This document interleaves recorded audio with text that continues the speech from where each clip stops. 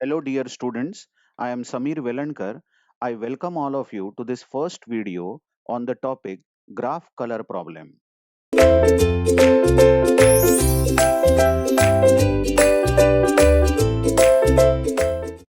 We are learning a chapter called backtracking algorithms, and under which we saw a very interesting problem called NQueen problem in the previous three videos. Now let's see what is graph color problem first of all. We are given a graph, obviously, of some v vertices. Number of vertices are v and some e edges. Now this graph may be directed, may be undirected. So I have in general written we are given a graph and we are given n distinct colors. Okay, like we are given red, blue, or green. Three colors we have been given, or maybe six colors. But number of colors given are n. N different colors have been given. Now the problem is we want all v vertices. Now the problem is we want all v vertices to be colored using obviously those n colors given such that neighboring vertices, adjacent vertices should not have same colors. That's the problem. Like you may understand this problem with an example here. You see, I have shown a graph which has four vertices, correct? And it has five edges, isn't it? And assume that we are given three colors. That means number of colors n is three.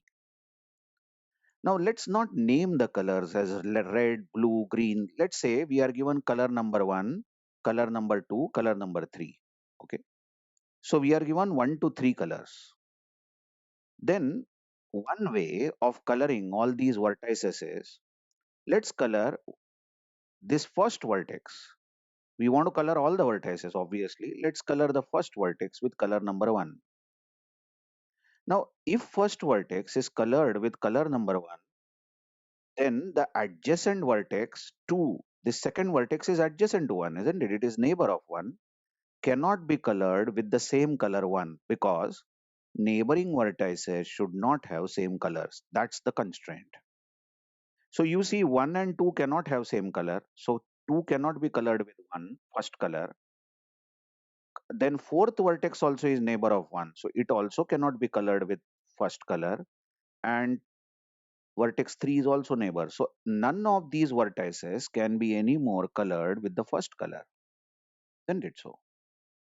So just check that if we have colored the first vertex with color number 1, then we will have to color the second vertex with something else. So we have second color also, isn't it? So why not color this second vertex with second color? Now when we approach the third vertex here, third vertex cannot be colored either with 1 because it is adjacent to 1, so it can't have first color, and it can't have second color either. So why not color it with third color? We have three colors, isn't it? Now coming to the fourth vertex here, well, we cannot color fourth vertex with color number 1 because it is neighbor of 1. But we can definitely color it with color 2 because 4 is not adjacent to the second vertex. So fourth vertex can have same color as the second vertex. So one of the solutions to this problem is 1, 2, 3, 1. Look, again we have printed the solution in one line. What that means is first vertex is colored with color number 1. Second vertex is colored with color number 2 and so on. So these values shown here are color numbers with which ith vertex is colored. Graph color, problem is a very interesting problem and have many applications. One of the applications of graph color problem in real life is map coloring. Think of map coloring. Let's say that we are given a map of India and we are asked to color all the states, union territories of India. Now, what happens when you color the map of India, Maharashtra, MH I will write, and Gujarat, GUJ I will write. Maharashtra and Gujarat, these two states cannot be colored with same color because they are neighboring states. Come on, if you color Maharashtra and Gujarat with same color, then they will appear as one state. So if Maharashtra is colored, let's say, with red, then Gujarat should be colored with green. I hope you are understanding. Neighboring states should not be colored with the same color. But if Maharashtra, let's say, is colored with blue, then Assam can be colored with blue. Maharashtra and Assam can have same colors because they are not neighboring states. So the question asked is, if we are given if we are given map of India, then how many minimum colors to color the entire map of India? It's so easy for somebody to say that number of colors I will need is equal to number of states plus number of union territories. So give me that many colors. What rubbish. You don't need that many colors because many states can have same colors. For example, Maharashtra and Kerala can have same colors. They are not neighboring states. So map coloring is a very interesting problem in which we try to find out minimum number of colors which are needed to color all the states and union territories. One more application, there are many applications, but one more application is register allocation. Register allocation in computer organization and architecture. I'm not talking about this because I will be going into some other discussion over here. But look, there are many such applications of graph color problem. Now coming back to this graph, we decided that we are going to color first vertex with color number 1 and so on. Now I'll tell you how to find out the solution technically, but before that, you tell me how many minimum colors are needed to color this graph. What if instead of three colors, we were given only two colors, one and two? Just imagine. Only two colors were given. Then you cannot color this graph with two colors. Because if you color vertex 1 with color number 1, then you can still color this second vertex with color number 2. You have two colors. But as you go to the third vertex, you don't have any more colors, and you can neither color this vertex with first color, it is neighbor of first vertex. You can neither color this vertex with second color, it is neighbor of second vertex. So you can't color this graph with two colors. But in case you are given three colors, then we saw it is possible to color. So minimum colors needed are three to color this graph. This is called as chromatic number. We call this as chromatic number of the graph. Then chromatic number of this graph is 3. Okay. What if I remove this edge here? Let's see. If I remove this edge and if I remove one of the edges. Now this is the graph given, isn't it so? Now you watch.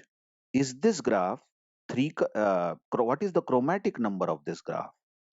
So to find out chromatic number of any graph, technically you start from vertex 1. Take the first color and give it. Okay. Now you go to the second vertex. Look at the procedure. Go to the second vertex. Which color you will give to second vertex? You will say 2. No, no, no. Wait a minute. First try 1. Start trying from first color. But you will immediately see you can't give first color because that color has been given to neighboring vertex. Then you just increment the color number. You give 2 and you will see that 2 is okay because till now only first vertex has been colored and it's not obstructing it. Now you go to the third vertex. Which color you will give to it? You will say Next color, no, wait a minute. You give, first of all, you give first color to it. Are you understanding? And you ask, is first color okay? Yes, it is okay because you know it is not adjacent to one. So it can have same color as one. Isn't it so? Now you go to the fourth vertex. Which color you will give it? Give it one first. But one is not suitable because that is the color of the neighboring vertex. Then you proceed with the next color 2 and it can be given because 2 is the color given to the second vertex and it is not the neighbor. So this graph has a chromatic number of 2. Two colors are enough if these edges are not there. Now in GATE 2018, there was one interesting question asked here. The question was, what is the chromatic number of the following graph? So we have to find out minimum number of colors that will be needed to color this graph. So how you should proceed is you give color of for A as 1. Okay, now go to any vertex. It's not that you have to take in sequence A, B, C, D something. Let's go to E. Let's try to color it. Which color you will give it? First try color number 1. But that's not ideal. It's adjacent to A, isn't it? So then update the color to, that's okay. None of the vertices are right now colored with 2. Let's go to C now. Go to any vertex. C. Try giving it color 1. Not possible. It is adjacent to A and A is already colored with 1. Then try giving it color 2. No, no, not possible. It is adjacent to E and it is colored with 2. Then try third color. That means 3 colors are definitely needed. Are you understanding? We are finding chromatic number. Minimum colors that will be needed. 3 colors are definitely needed. Okay, let's see more. Let's go to D. Which color you will give? Which color you will give? Wait a minute, give it first color. And yes, it is possible because at the moment only vertex A has been colored with color number 1 and D is not adjacent to A. Now let's go to vertex number B. Which color? Which color? 1. Hello, don't be in a hurry. Give it one color, first color. But can't be given, it is neighbor of A, isn't it? Then try the second color. Yes, second color is possible because only vertex E is colored right now with second color and B is not adjacent to E. Now finally let's come to F. Try giving it first color. Not possible. It is neighbor of D, isn't it? Not possible. Then try giving it second color. No, not possible. It is neighbor of E. Then try giving it third color. Yes, it is possible because only C has been colored with third color and F is not neighbor of E. So not neighbor of C. So all the vertices are properly colored and minimum colors needed is 3. So the chromatic number of this graph is 3. Isn't it? Very easy. But technically, you see, what I have told you, please try to understand. I have not given you a trick here. No, no, no. There is nothing called trick. But this is how our algorithm is going to behave. You recall those who have genuinely seen n-queen algorithm with patience have seen in the void n-queen function, where we had int k as the parameter, the first for loop was I going from 1 to n. Observe that, and in that we have if place function and so on. Now what this for loop in the n-queen problem was trying is it was trying to place the kth queen. K was the queen number in first column, then in second column, then in third column, then in nth column. But always our n-queen problem tried to place the kth queen to begin with first column always, isn't it? Try first column, then try second column, then try third column. Hello everyone. Even in graph color problem, when we try to color any vertex, we will always try the first color. If first color is not suitable, then we will try second color, then we will try third color and so on. I hope you have understood colorability of the graph and how to find the chromatic number. When we return in the next video, I will tell you very interesting algorithm called graph color algorithm, which is again recursive. And trust me, this graph color algorithm is just the copy of NQueen problem. Those who are really genuinely seen NQueen problem might switch to that video after watching this video and compare this algorithm with NQueen. Hardly one or two words have been changed, hardly one or two words, and this entire algorithm is NQueen algorithm. Trust me. Anyway, let's come back in the next video and see these algorithms, which are backtracking algorithms for graph color. Thank you very much.